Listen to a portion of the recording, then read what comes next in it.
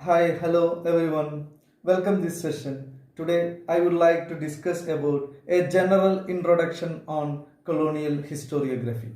Before I am going to discuss on that particular topic, first of all, we can analyze what do you mean by historiography. Actually, historiography has been defined as the history of historical writing or the history of history.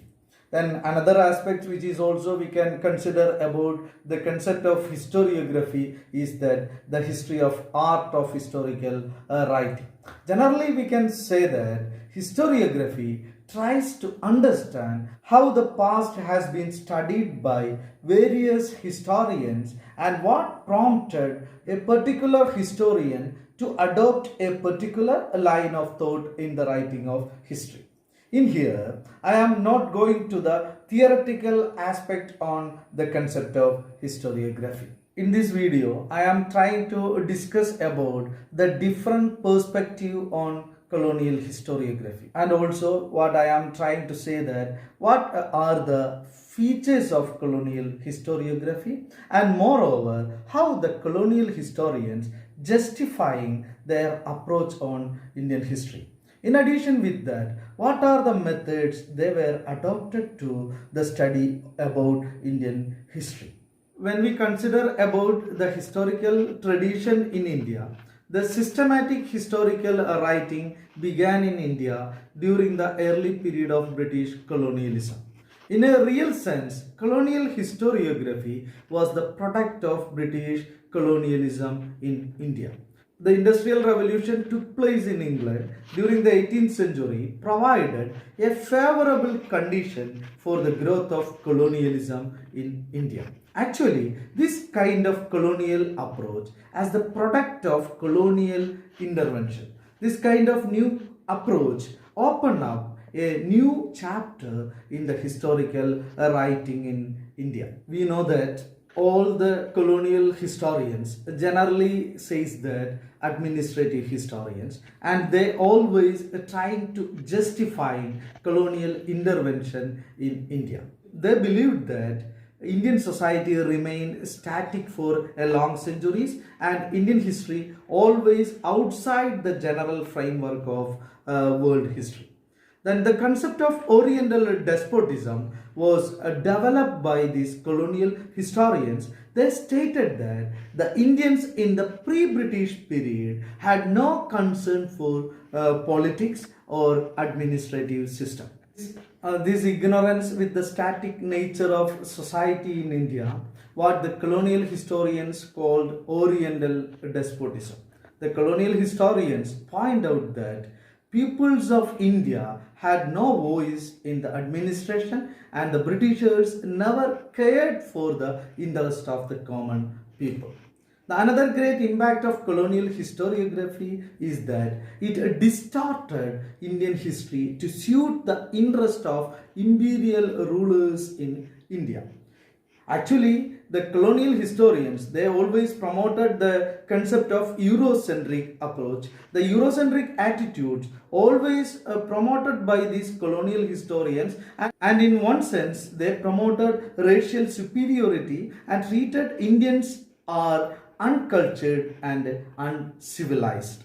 Actually, the colonial historians provided a theoretical justification of British rule in India. The colonial historians presented history on British point of view.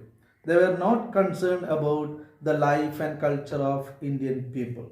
The colonial historiography basically centered around political history and they were not bothered about other social aspects, especially socio-cultural and economic aspects of history, especially Indian history. They were not gave much importance to the history of India in the pre-British period. They were always focused on the political and administrative activities of the colonial rulers. The benevolence of the British administration was upheld by colonial writings.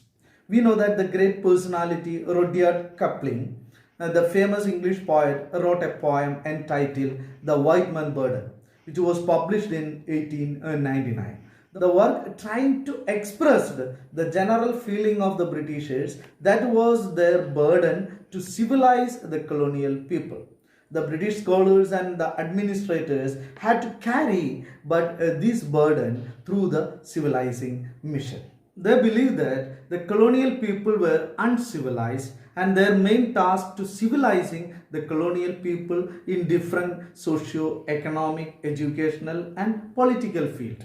They always trying to point out that the Indians were unfit for self-government and the only solution was that the continuation of British rule in India.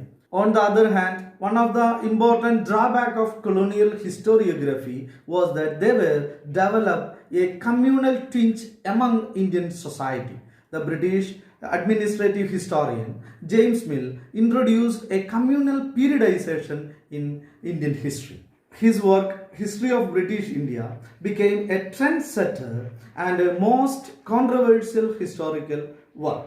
The work was considered as the first comprehensive history of India in the modern period. The divisions such as Hindu, Muslim and British was consciously made by James Mill for their own diplomatic tactic. And this kind of diplomatic tactic also we can say that as a policy of divide and rule policy. Most of the historians, especially at the time of colonial historians, they were followed this same kind of attitudes which was followed by James Mill. We cannot avoid the historical fact that the deliberate effort made by James Mill laid the foundation of communalist interpretation on Indian history. During that time, the colonial administrative historians had given all sort of encouragement to that work. For a long time, the work was considered as a textbook at Haileybury College where the company's civil service recruited were trained.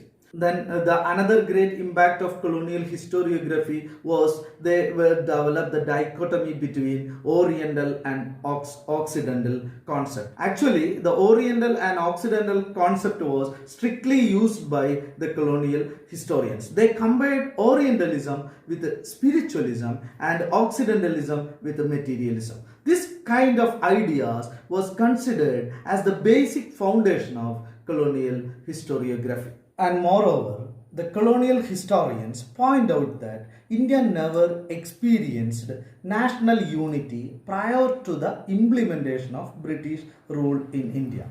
They stated that India was only a geographic expression and the rulers of India always fighting for each other for their own dominance over the other nation. We know that there are different schools or approaches in colonial historiography in India. One of the important approach which was known as a utilitarian concept was headed by James Mill. Then another school of thought which is known as evangelical thought, which was included by the famous historians John Shore, then Christian Lassen and Charles Grant, etc. They argued that Indians' backwardness was due to its religion and the condition could be improved only through the conversion of Indians to Christianity. And also a lot of other historians such as Elphinstone, William Hunter, Cunningham, then Alfred Lyell, Henry Maine, then Vincent Smith were contributed for the development of colonial historiography in India. Okay, thank you.